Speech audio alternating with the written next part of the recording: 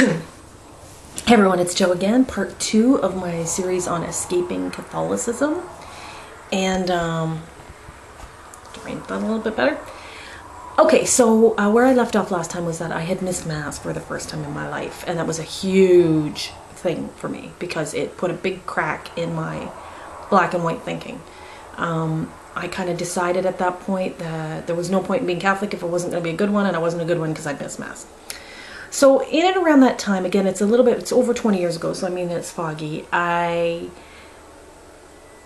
remember, I'm going to flash back a little bit. When I was a kid, there was a girl in my class named Danielle, and she had siblings. She had like 7 siblings, and they were all spaced a year apart. So every kid in her family was like 13, 12, 10, 11, 10, 9, 8, 7, 6, blah, blah, blah.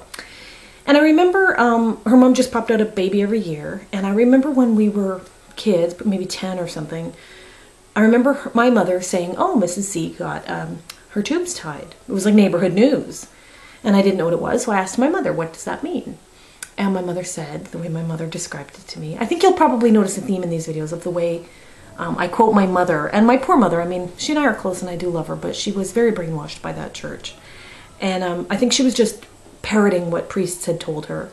And she was very fundy herself, and she still is. So I think the words she used, I may not be getting them right, but this is how I perceive them, because I have a fundy brain too. So the way I perceived it was with these words. Whether she said them or not, I can't say with certainty, but it was the spirit with which they were told to me was this strong, opinionated, way. So what she said was, or what I heard was, Mrs. C had her tubes tied. I asked her what that was, and she said that's when a woman chooses not to accept any more blessings from God, because children were blessings from God, and it's a mortal sin, and if you choose to do this, you're going to hell.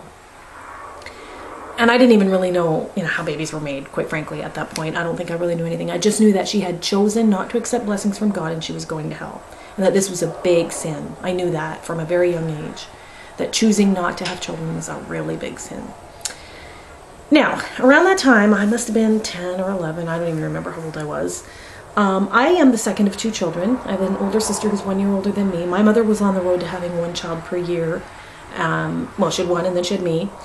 And then suddenly she had no more children. And of course, as a kid, I never wondered why. I remember my mother saying something along the lines of she wanted children. She wanted 12 kids, but for whatever reason, she didn't have them. And I never asked why. And when I was about 10, my mother had had a hysterectomy. My mother she was very sick a lot when we were kids. And she said, I remember after her hysterectomy, she was extremely excited, and she was telling people how she was barren and she couldn't have any more children, and this was God's will, and that because she had been so sick, and it was God's will that she'd be sick and have this hysterectomy and not give her any more blessings from God. And she was happy. She was oddly happy about it. She would tell people as if it was an extremely exciting piece of information. In retrospect, I see what she was up to, but at the time I didn't really get it. I was a kid. Okay, so then Mrs. C got her tubes tied, and my mother explained to me that it's a mortal sin. Flash forward about 8 years, or however many years. When I was 18, I remember I was working full-time. I had finished high school, and I was living in an apartment, working in a minimum wage job at an army surplus store. And my sister phoned me at work, and it was like very slow, so we used to yak on the phone all the time. And I remember her saying, oh, did you know that Mom had her tubes tied right after you were born? And at that time, it must have been around the same time, because I worked at the movie theater as well as at the army surplus store. So I remember having those 2 jobs at that time. So it might have been around the same era as the last video I made. But I remember saying to my sister, that's not right, that's not possible. That's not possible. Mom could not have had her tubes tied, that's a mortal sin. I remember the way she explained it to me, that, Mrs. C had it done and she was going to hell. So there's no way my mother had it done and chose to go to hell. There's just no way. And my sister was quite insistent. She said, yeah, call her, ask her. So I remember calling my mother and asking her. And again, it's all gray. I don't remember if I was crying at work, but we had this major blow up where I was sobbing, crying, because my mother admitted it was true. She had her tubes tied after I was born. And she had a very long, sordid sob story. And my mother, I criticize my mother a lot, and I don't mean to, but we have we have one of those relationships where she really heavily influenced my thinking as a child. And raising your children in a cult, in my opinion, is, it's so wrong. And I get that she couldn't help it because she was in the cult too, but you know, she really had a very strong impact on my thinking. So I get angry a lot at her, and I know it's not right, but it's the way it is. So anyway, I remember having this screaming match with her, and she said that after my sister, she got married, she got pregnant on her wedding day, basically, and my sister was born 9 months later. And in between my sister and I, we're 18 months apart, so there was a 9-month gap where my mother did not get pregnant with me. And apparently for 6 of those months, after my sister was born, my mother went on the birth control pill. Now, she had gone to a priest and asked him for permission, and he said no, that it was a mortal sin and you couldn't do it. But at the time, my mother, I'm sure, was suffering from postpartum depression. She said she was very suicidal. She had a new baby in diapers. She had a new husband who was very sex obsessed. And apparently he wanted sex all the time. And it was her wifely duty to give it to him. Don't forget this point. This is Catholicism 101.